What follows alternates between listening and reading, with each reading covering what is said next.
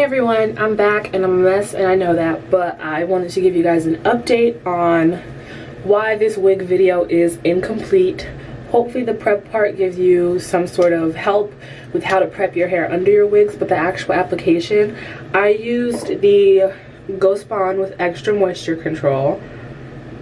I used this one. I got it from a beauty supply store for literally $25. That was my first time using it. If it wants to focus. It's my first time using it. No, you don't want to focus. I'm using it when I was filming, and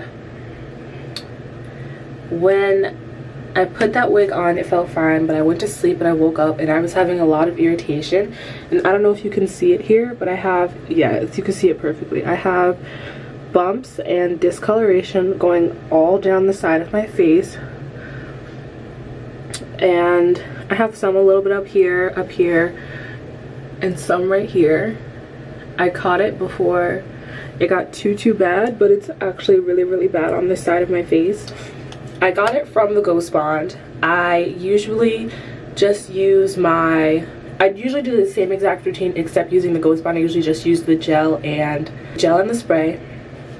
So I think it is the GhostBond that's done this to me, and this used to happen to me before when I used to use GhostBond, but I just ignored it like an idiot. But you can see where the irritation and discoloration is.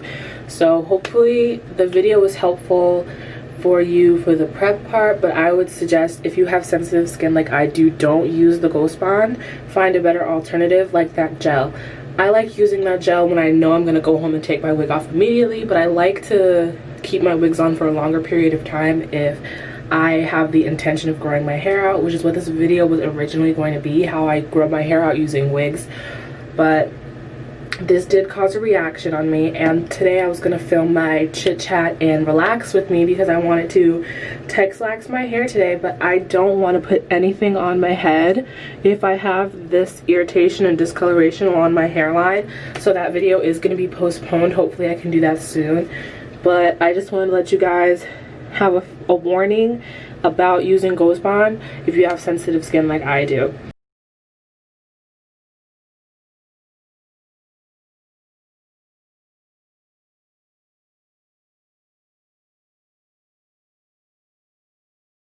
Hey everybody, welcome back to my channel. I know I've been gone for a really long time, but I've been in a creative slump and I'm trying to get my life together. I'm trying to be a real adult who has like a schedule, so hopefully I'm not going to be taking any week and a half long breaks anymore. But today I wanted to show you guys the way I grew my hair using wigs.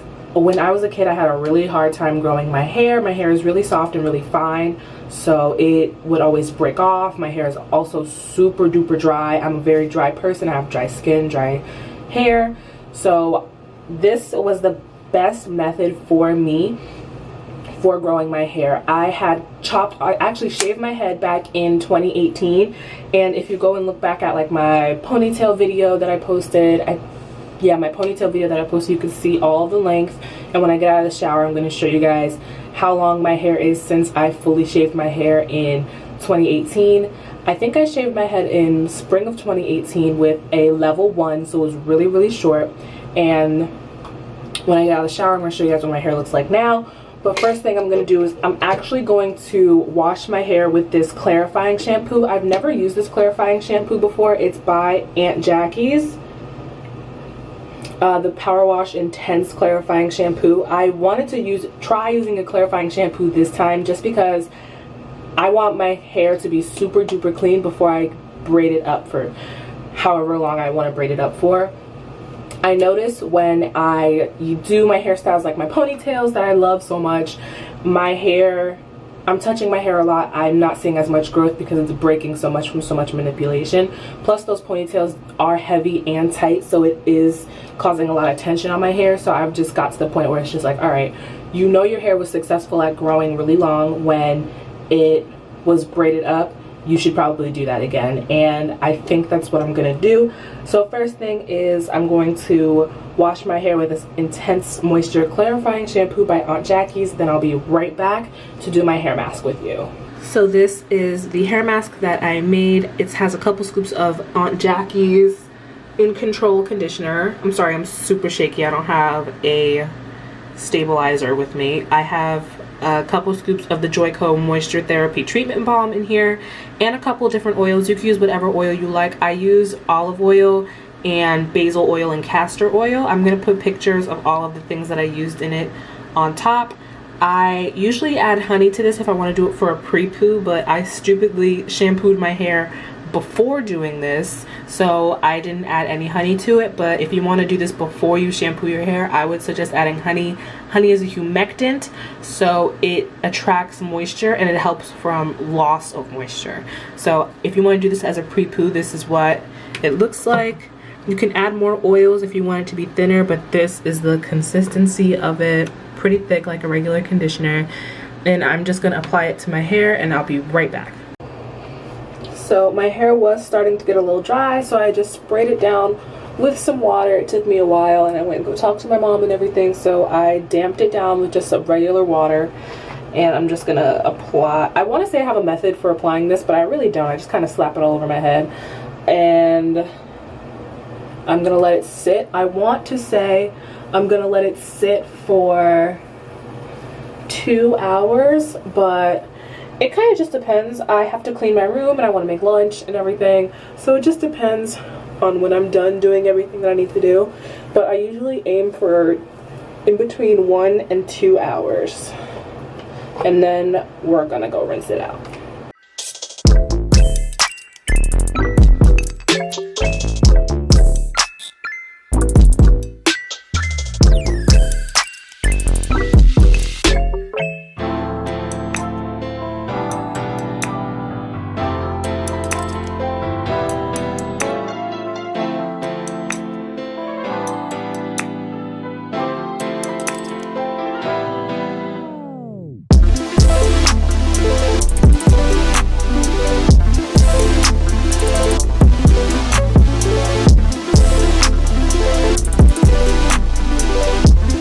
So it's been about 2 hours. I just rinsed it out.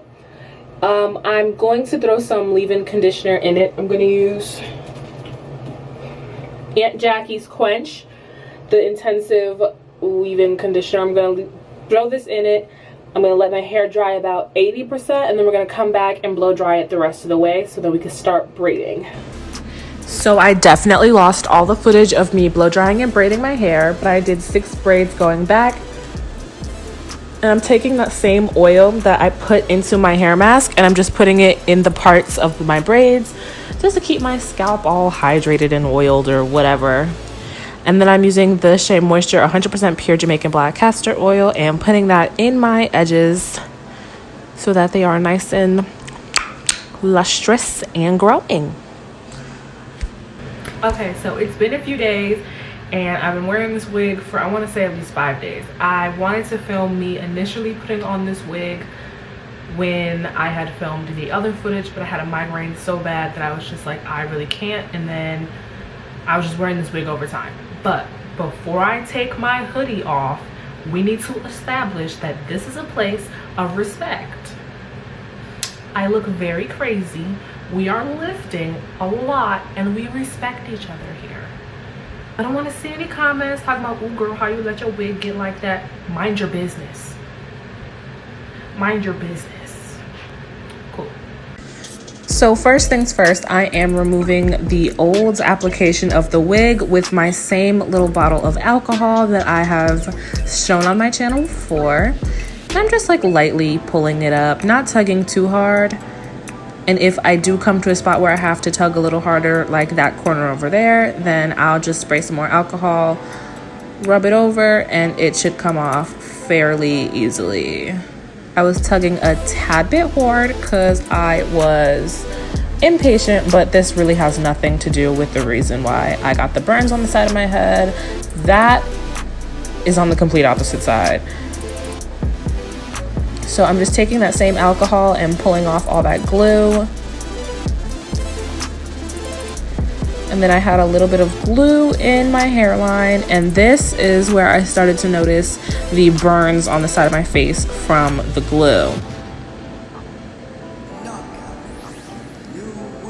And then I had some glue caught in my hair, but I'm not really concerned about that. That doesn't scare me. I just take some oil and then start to work through the little part of glue. I was actually super impatient while applying this wig, and I wasn't super careful like I usually am, so I did get some glue in my hairline, but like I said, I'm not scared. It was just like 10 little hairs. Like, I really truly could have cut it, but I wanted to show you guys how I get glue out of my hairline if that is to happen. So I'm just sitting there working it through, and then it eventually came out. So I'm spraying down my braids with a mixture of water and leave-in conditioner, that same leave-in conditioner as before, and I am re-oiling my braids. I use a different oil than the one before, but to me, oil is oil, and all of my oils in these little bottles are mixed up anyway. Like, none of it is truly the same oil as before, so I just put that in there. And that same castor oil to put on my edges so that they're all lustrous and moisturized. I take my edge control to slick my edges back so we don't have a glue mishap again. And you could start to see on that one side where I actually got the burns from the reaction from the glue. So I'm spraying my Got2b spray, making sure everything is tacked down so I don't have a glue mishap again with getting my edges caught up in the glue, and we brush her back.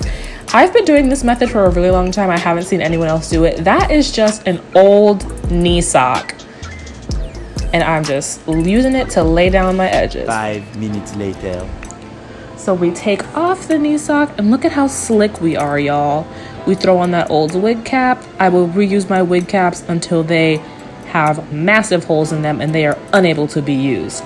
I sprayed it with the Got2b so it could like stick down a little bit, but that does nothing. It literally didn't do anything because when I took this wig off for the second time, my wig cap was off. So here's me taking that old sock again, which is going to do nothing. And now it's time to apply the wig. This is where I messed up. I put the gel on and then the glue. This glue is what burned my face on the side. I usually just use the gel, but I wanted to wear this wig for a long time, and I knew that using glue was the only way to achieve that. So using the GhostBond is what messed me up, but I think I might do a video on just the gel and the spray because that actually works super well. And I'm using a colored pencil because I'm sitting at my desk and I didn't want to touch the glue with my fingers to tack it down. You can start to see the burns on that side of my face, can't you? Or at least I can. And then I ignored them like an idiot because which one's more important, my hair or my skin? My hair in this moment, like an idiot. So this is me tacking it down, and there's actually a few minutes in between the clips of me applying the glue and then pressing the lace down. I allowed the glue to get as clear as I could or as dry as I could before I got super duper impatient and then just began to tack it down.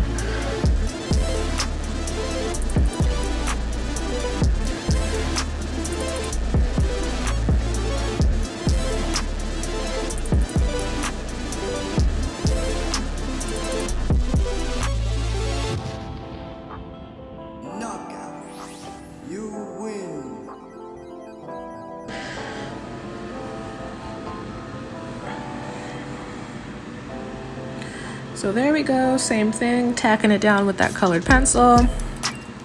And then we're gonna take that old knee sock and tie it down. I'm using the spray to like get little areas that maybe the glue didn't catch. And it already looks so good. So I'm gonna brush it out, brush it all back so that when I tie it down, my hair isn't tacked down with the sock. And we're just gonna lay it down, the little edges, brush it out, put some serum in it. We're gonna have a good time.